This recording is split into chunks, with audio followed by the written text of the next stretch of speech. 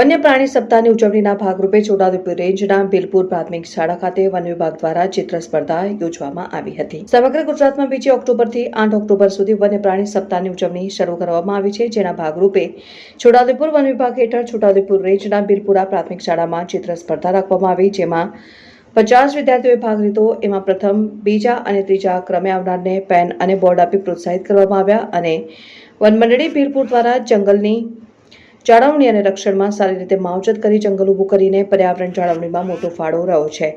તેમજ રમતગમતના સાધનો શાળાને વિતરણ કરવામાં આવ્યા અને ગોંદરિયા શાળામાં વન્યજીવના જીવન અને હેબિટાટ વિશે વિડીયો દ્વારા સમજ આપવામાં આવી। આ કાર્યક્રમ કરવા અને વન્ય પ્રાણી સંરક્ષણને સંવર્ધન થાય અને પ્રજાજનોમાં જાગૃતિ લાવવાના કાર્યક્રમો હાથ ધરેલ, જેમાં વનપાલ, તેજગઢ અને વનરક્ષક અને રોજમદાર ભાઈઓ બહેનો જોડાયા।